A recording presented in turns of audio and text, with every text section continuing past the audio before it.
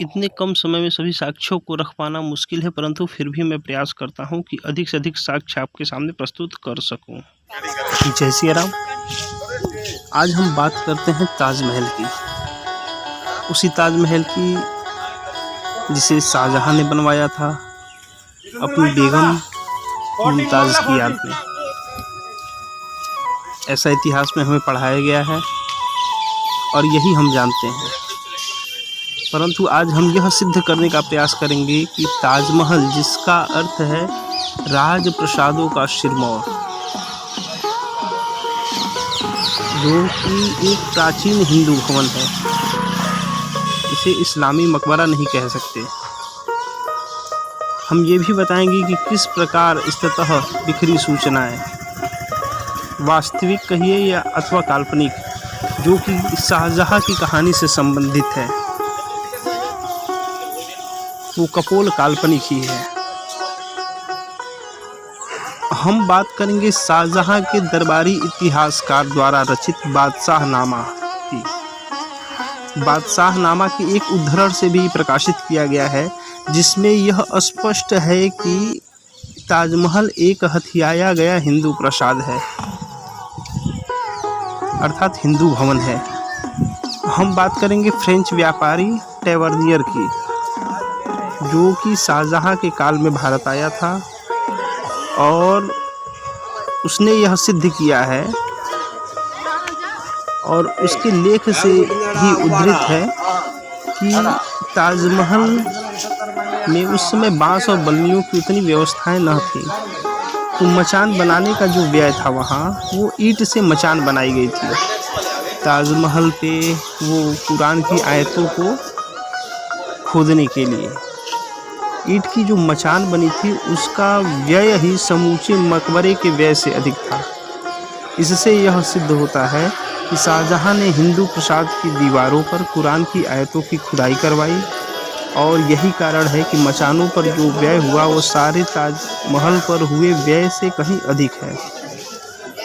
फिर हम बात करते हैं इंसाइक्लोपीडिया ब्रिटेनिका की।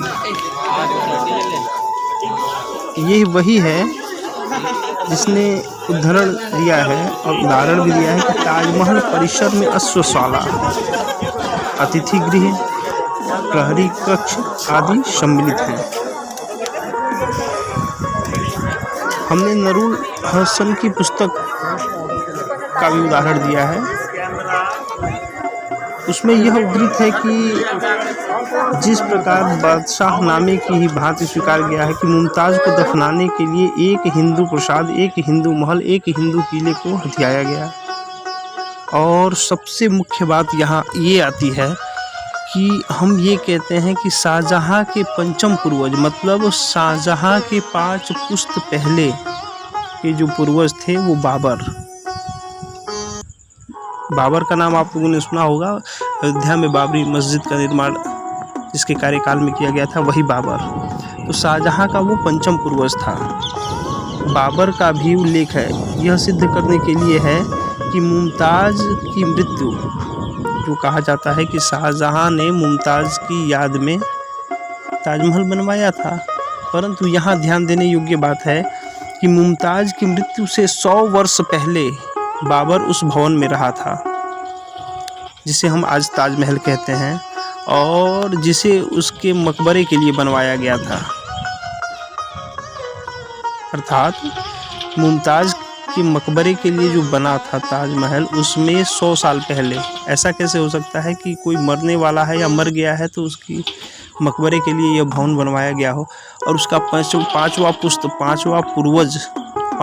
पहले का जो पूर्वज है वो जा कर के ताजमहल में रहा था। और फिर हम बात करते हैं विसेंट स्मिथ की, जिसने यह उद्धृत किया है कि बाबर की मृत्यु ताजमहल में ही हुई थी। इन प्रमाणों के अतिरिक्त हमने शाहजहां की प्रचलित कथा का भी विशद मंथन किया है और अन्य बड़े बड़े प्रमाण के निष्कर्षात्मक रूप से यह सिद्ध करने के लिए प्रस्तुत किए हैं कि ताजमहल प्राचीन हिंदू भवन ही है। और सबसे मुख्य बात यह है कि हम ये बताते हैं कि मान सिंह और बाबर के अधिकार से पूर्व। सबसे पहले तो मान सिंह का अधिकार था, फिर बाबर का अधिकार बताया जाता है। तो मान सिंह, और ये भी मुख्य बात है कि अकबर भी जो शाहजहां से पहले था, अकबर के ही वंश के शाहजहां हैं, तो अकबर भी आकर के ताजमहल में रुका था।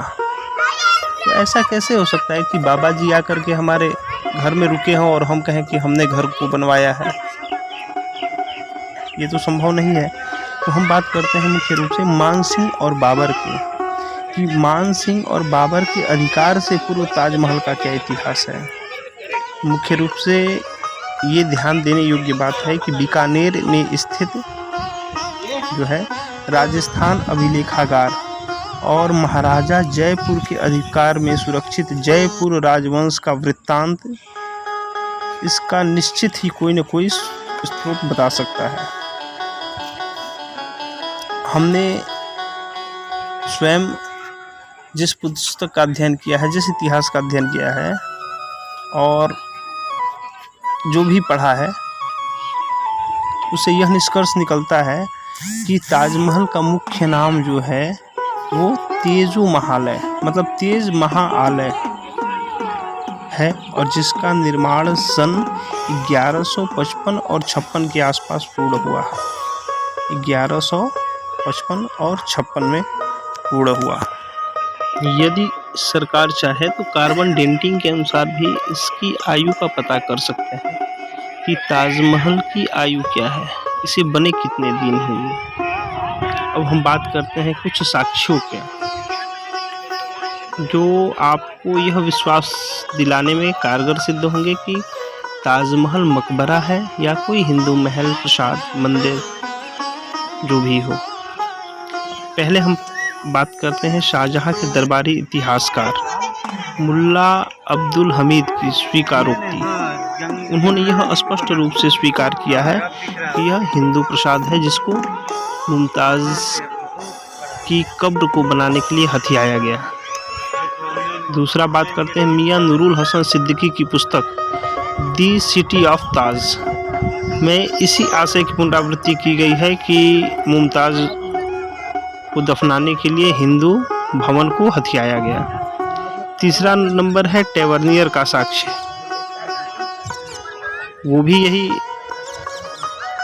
बताता है कि मुमताज़ को दफनाने के लिए एक भव्य प्रासाद अधिग्रहण किया गया और वह मुमताज़ को दफनाए जाने से पूर्व भी। ये ध्यान देने योग्य बातें हैं कि मुमताज़ को दफनाए जाने से पूर्व भी विश्व भर के पर्यटकों के आकर्षण का केंद्र था। चौथे नंबर पे बात आती है शाहजहां के प्रति पितामह, मतलब शाहजहां के 5वें पुत्र बाबर के संस्मरणों में मुमताज़ की मृत्यु से 104 वर्ष पूर्व, जिसका कि यह मकबरा समझा जाता है, यानी मुमताज़ का मकबरा इसे समझा जाता है, और मुमताज़ की मृत्यु से 104 वर्ष पूर्व ही बाबर के संस्मरणों में ताजमहल का उल्लेख आता है, जिक्र आया है कि वो आकर के यही रहा था। और सबसे संजोग की बात यह है कि बाबर की मृत्यु भी ताजमहल के भीतर ही हुई, यानी ताजमहल में ही जो तेजो महालय नामक भवन था उसमें ही बाबर की मृत्यु हुई और उसे काबुल ले जाकर के दफनाया गया। 5वें नंबर पे हम बात करते हैं एनसाइक्लोपीडिया ब्रिटेनिका का उद्धरण है। यह सिद्ध करने के लिए है कि ताजमहल जो भवन है, मतलब ताजमहल भवन के समूह में अतिथि कक्ष, जो हिंदुत्व की निशानी रही है कि किसी भी मंदिर में आप जाएंगे वहाँ धर्मशाला इत्यादि मिलेंगे, तो वहाँ ताज भवन महल में अतिथि कक्ष, आरक्षी निवास, मतलब वहाँ सैनिक जो हैं सुरक्षा के लिए, और अश्वशाला, मतलब घोड़ों को बांधने के लिए अश्वशाला थे। और ये सब प्रसाद के अंग हो सकते हैं, मंदिर के अंग हो सकते हैं, किले के अंग हो सकते हैं, बल्कि कभी भी आप नहीं सुनेंगे किसी मकबरे के अंदर ये चीज़ें हों। और सबसे बड़ी बात है कि वहाँ एक गौशाला भी है, आप जाकर के भी देख सकते हैं। आगे हम फिर बात करते हैं 6वें नंबर की। ताजमहल के नाम का अभिप्राय जो है भवन शिरोमणि अथवा जाज्वल्यमान पवित्र पीठ, मतलब जिससे तेज स्पष्ट झलकता हो, तेज महालय होता है, न कि मकबरा। किसी भी मकबरा या इस्लाम शब्द में अरबी हो, फारसी हो, कहीं भी आप किसी भी भवन के आगे महल का नाम यह बताता है कि वो हिंदू महल है। आप कहीं भी जाएंगे, कहीं भी दुनिया की किसी भी जगह पे, वहाँ अगर जो महल शब्द है तो वो हिंदू से संबंधित है। तो इसमें ताजमहल कहाँ से आ गया? फिर आगे हम बात करते हैं महल के बारे में। भारत के अन्य मुसलमान शासकों की भांति शाहजहां का शासनकाल भी विद्रोह और युद्धों का काल था, इसलिए उसके पास कोई संपत्ति, शांति, सुरक्षा अथवा प्रेरणा नहीं थी जो कि ताजमहल जैसे भव्य भवन के निर्माण की बात सोच सके। शाहजहां जो है कामुकता और क्रूरता की प्रतिमूर्ति था, जिसका मकबरा ताजमहल बताया जाता है। उसके प्रति उसके लगाव को असत्य सिद्ध कर दी है कि ताजमहल जो है मुमताज़ की याद में शाहजहां ने बनवाया था। शाहजहां क्रूर, निर्दयी और जिद्दी था, और ऐसे व्यक्ति के मन में जो क्रूर हो, जिद्दी हो, निर्दयी हो, कामुक हो, ऐसे व्यक्ति के मन में कला के प्रति इतना प्रेम आ ही नहीं सकता। कला तो कोमल हृदय से उत्पन्न होती है, और जो ऐसा नहीं आ सकता तो वो किसी शौक को दफनाने के लिए ऐसे भवन के निर्माण की बात सोच भी नहीं